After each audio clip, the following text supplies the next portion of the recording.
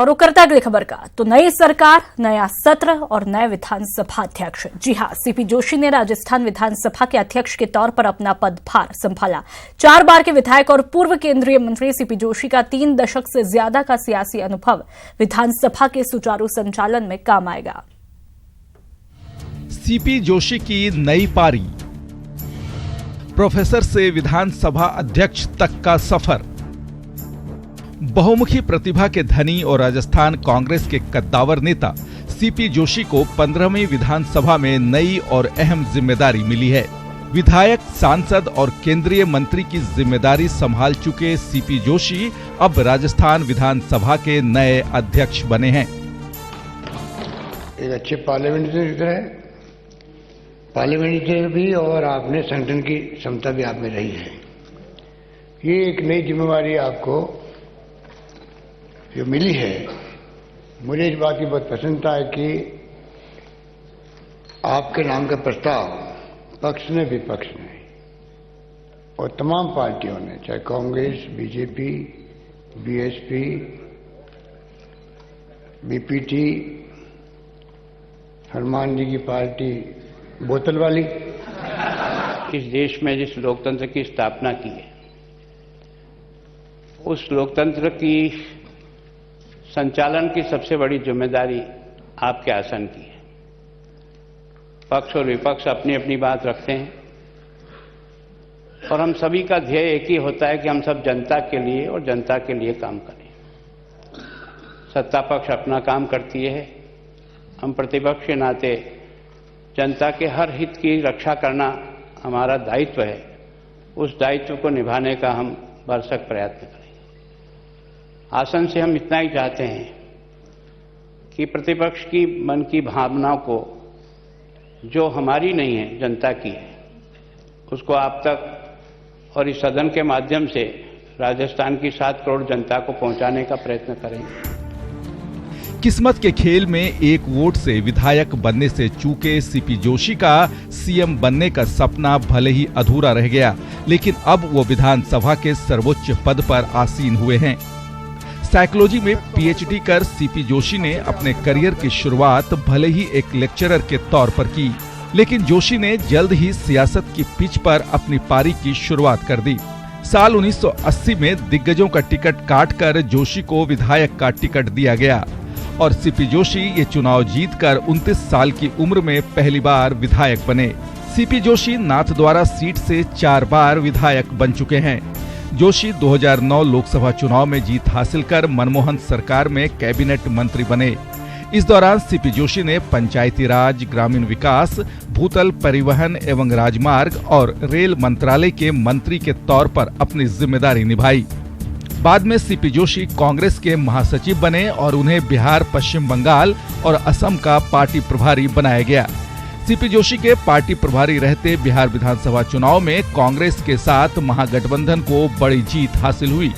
जोशी ने सियासत के साथ ही क्रिकेट में भी हाथ आजमाया और राजस्थान क्रिकेट एसोसिएशन के अध्यक्ष भी रहे। बहरहाल सीपी जोशी को विधानसभा अध्यक्ष बनाना कांग्रेस के मिशन 2019 के लिए बेहद अहम है। अशोक गहलोत को सीएम और सचिन पायलट को डिप्टी सीएम बनाने के बाद सीपी जोशी को ये जिम्मेदारी सौंपकर कांग्रेस ने सूबे की जातीय राजनीति को भी साधने के संकेत दिए हैं। Bureau report, news 18 Rajasthan.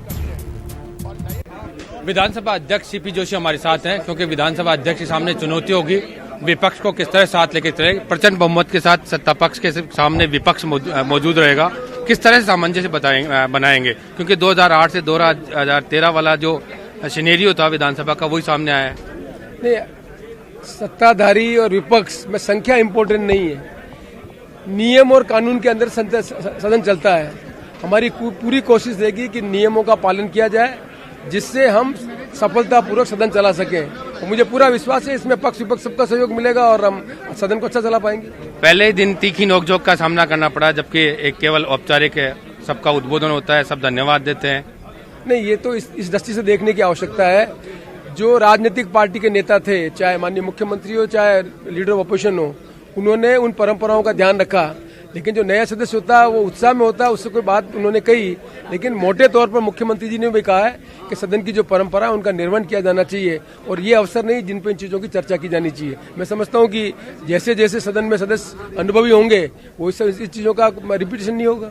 विधानसभा देर रात तक चलने की भी एक परंपरा रही है, सुबह 5 बजे तक भी चली है पिछले 2008 से 2013 कार्यकाल में। क्या वो परंपराएं कायम रहेगी या नियमों के तहत जिस तरह संसद चलती है उस तरह चलेगी?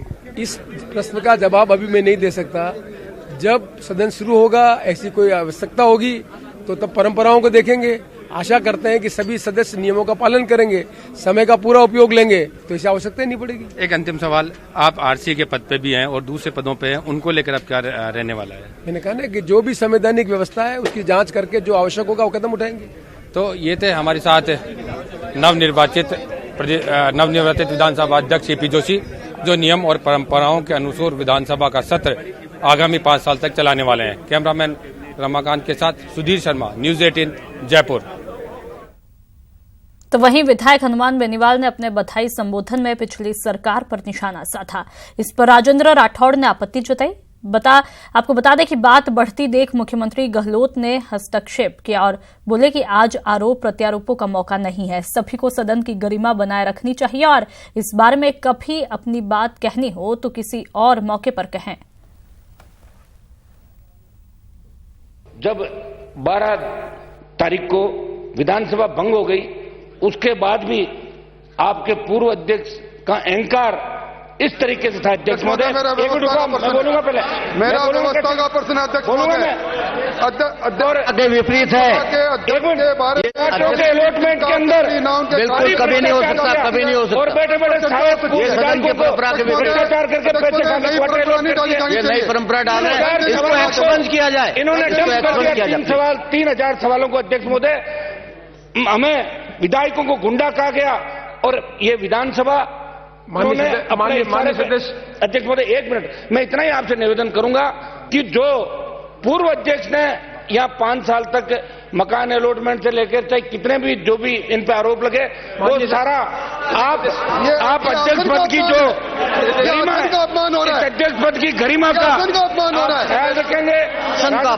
अध्यक्ष पद की गरिमा, अरे इस शुभ अवसर पर ऐसी बातें मत करो। ऐसे शुभ अवसर पर ऐसी बातें नहीं कही जानी चाहिए। अपने हाथों से बात है। मैं तो ये भी चाहूंगा अवसर है, केवल बधाई दीजिए। उस चीज पर सबका अपमानित किया और ये सारे मामलों की जांच भी कराई जाए और वो रद्द किया।